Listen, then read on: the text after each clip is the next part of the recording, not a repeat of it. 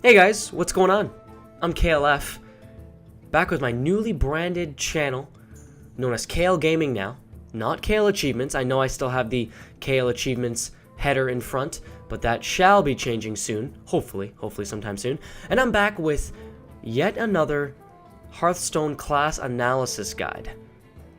This time I'm going to be talking extensively about the Warlock, about some of his cards, and I do provide a sample deck list for your viewing pleasure. This time for the deck, I want to say this deck has gone maybe 4-0 and 5, or 4-0 or 5-0, so 4 wins and no losses, or 5 wins and no. I don't remember. It's one of the two. But this deck that I made is pretty good. I do like the Warlock. I believe it is quite popular. I am seeing more and more Warlock decks playing casual and even in arena. So without further ado, I'm going to get to it.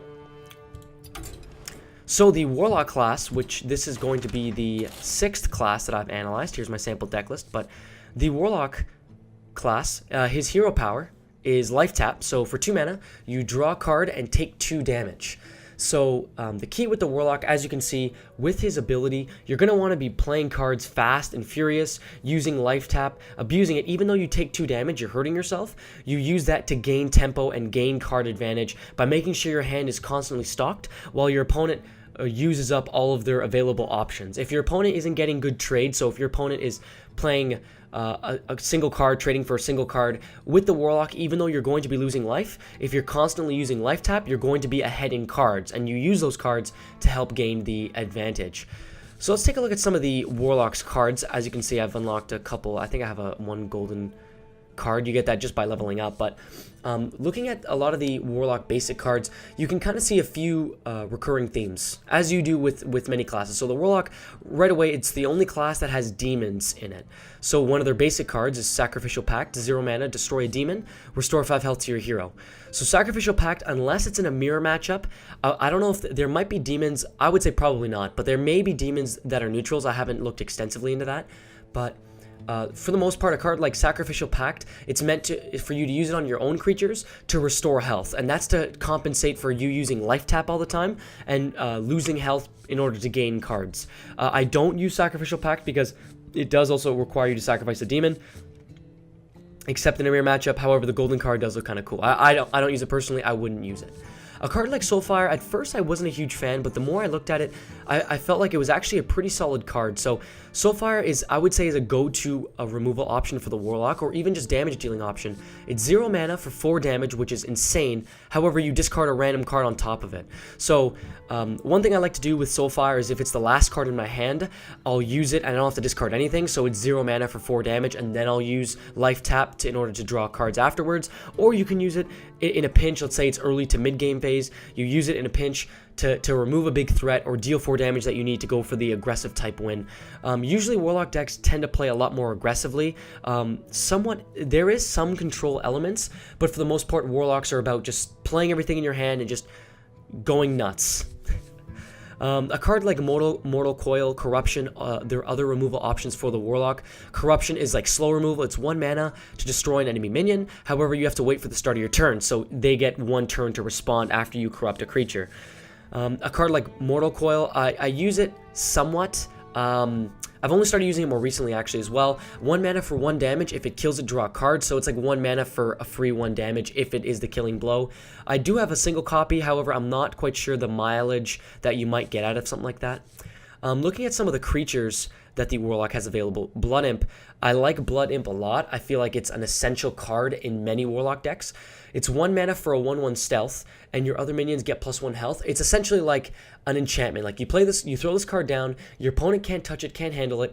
You're not going to attack with it, and yet it's going to buff all your other creatures by 1 health, making them it basically makes them stronger so they can trade a lot better with your opponent's creatures. So a card like Blood Imp I think is almost essential in any Warlock deck. I do have 2 copies in my deck here. Looking at some of the other cards, you'll notice as well as a common trend, cards like Flame Imp, so 1 mana for a 3/2, deal 3 damage to your hero. A card like that, or a card like Pit Lord, 4 mana for a 5/6, and when you play it, it deals 5 damage to your hero. That it's kind of like, because the card, you're playing it ahead of the curve, so 4 mana for a 5/6 is really, really good. However, the drawback is that you hurt yourself. So you play Pit Lord, you take 5 damage, or you play Flame Imp rather, and you take 3 damage. That's another common theme, is you playing cards, I guess, ahead of the curve, but hurting yourself. A couple cards, more cards before I get into the deck that I want to address. One of them is Doomguard. I do have one in the deck, however, Doomguard is a fairly risky card. It's 5 mana for a 5/7 charge, but when you play it, you discard 2 random cards. I like using it as like a finisher, or you use it kind of as removal. Like, even if you play Doomguard, it has charge, kind of like an Argent Commander. You play Doomguard, you attack, and you kill something, and then your opponent uses another card to trade for Doomguard on their turn. It was a 2-for-1 trade, but you had to discard 2 cards, so it was actually a 3-for-2 trade, and you lost 2 random cards. If Doomguard is one of the last cards in your hand, then obviously less drawback. You don't have to discard as much, if at all. And another perk for using Doomguard is that it hits the board early and it hurts. If you can combine Doomguard with some sort of combo that involves giving Divine Shield or healing or something like that, Doomguard could potentially trade 2-for-1 or even 3-for-1, making it a tough threat for your opponent to deal with, depending on their class in the early to mid game. As far as reliable removal, Siphon Soul's also really good. As you can see, I don't have any copies, but 6 mana for destroying any minion and restoring 3 health. That's going to help because if you're using Life Tap constantly to draw cards, anything where you can gain health is pretty good. So that being said, those are some of the common cards, common themes. Succubus is a card I'm not a huge fan of, but again, Succubus has that, you play it ahead of the curve. It's 2 mana for a 4/3, but you discard a random card when you play it. One last card I want to address before I go into the deck is Hellfire. Hellfire is the Warlock's kind of answer for a board wipe. It's 4 mana for dealing 3 damage to everything, which includes both heroes and all creatures on both sides. So typically you're going to want, I have 2 Hellfires. I use them, like if I take the lead early, I generally don't need Hellfires, but they're in the deck because if you don't get that ideal opening curve, if you don't get that early aggression out as the Warlock, you can draw into a Hellfire and trade 3-for-1 or even 4-for-1 at times. Use a Hellfire, even though it hurts yourself, it's a way to help you gain tempo and regain the advantage if you don't have that early game aggro. I could probably go down to 1 Hellfire in the deck, but I use 2 just kind of as a safeguard. But now that I've kind of gone over these cards, here's my sample Warlock deck. So there's the curve. As you can see, it's very early game oriented. Only 6 cards that cost 5 mana or over. Now this doesn't seem to be too much of a problem for me because I use Life Tap and I'm going to be constantly drawing. And I use cards like I've mentioned, Mortal Coil, Soulfire, Blood Imp, Flame Imp, as well as certain like main staples. I use things like Murloc Tidehunter because it's fairly aggressive, and I feel like it's a perfect turn 2 play after a turn 1 Blood Imp, because suddenly Murloc Tidehunter, it's 2 mana for a 2/2 and a 1/2, which is pretty good given the mana cost. I also have some cards in here. I have obviously a bunch of removal, things like Shadow Bolt, oh my goodness, Shadow Bolt rather, Hellfire. And then I have things that can kind of help manipulate the board state. So cards like Dark Iron Dwarf if I need that extra aggression, Defender of Argus if I need to buff my creatures or help stall things out. I do have a single Shenzhen Shieldmaster, and again, I use that in case I don't get the perfect aggro start. I can drop them on turn 4 or turn 5 and help kind of stall the board a bit in order for me to draw into my bigger boys. So my big boys are clearly, I have an Azure Drake because I feel like he's always good. Plus plenty of removal, so the spell damage +1 is relevant here. But cards like the finishers would be like Doomguard, Dread Infernal. I mean, even if you play it and it kills your own creatures, like it kills your own Flame Imp and stuff, still playing it, weakening your opponent's creatures, and getting a 6/6, I feel like is fairly ideal. I also have a Stranglehorn Tiger and a Priestess of Elune.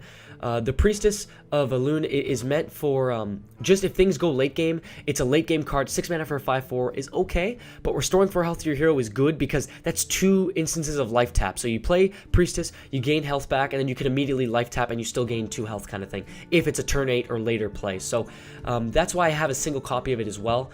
And yeah, so as you can see from the deck, it's very early to mid game oriented, and you kind of draw into these later game cards, anything that's 5+, and that's kind of help you to those are there to help you punch through and deal the damage you need to get the kill. One last thing I want to mention is I have 2 copies of Voidwalker. 1 mana for a 1/3 taunt, especially if it's comboed with a Blood Imp. I mean, as a 1/4, your opponent might have to use more than 1 card to solve a Voidwalker. And I feel like even if I get Voidwalkers in the mid to late game, playing them helps stall out the board. It causes, that's 1 less attack my opponent has on me, which with this Warlock deck, every attack counts because it's so aggressive, because it's so early game oriented. So that's what I think. I do feel like the Warlock class is quite strong. I feel like he's also fairly versatile. He definitely fits in like an aggro playstyle, and I've very much enjoyed playing this deck. This is probably, I would say, one of my favorite decks that I've built out of all the decks I've gone over in the past 5 class analyses. And there you go. So this is the sample Warlock deck, and that is all I have for you guys for my Warlock analysis. KL Gaming, we used to be called KLachievements, as you can tell from the opening bumper, but we have changed to KL Gaming. Look us up on Twitch. We're also under KL Studios, so we're twitch.tv/KL Studios. If you look us up, obviously, on YouTube or Twitter, Twitter is at KL_gaming, YouTube is KL Gaming, and that's it for this Warlock class analysis. Thanks a lot for watching, guys, and stay tuned. I'm going to have the last 3 class analyses coming very, very soon for you guys. Enjoy, and I'll see you then.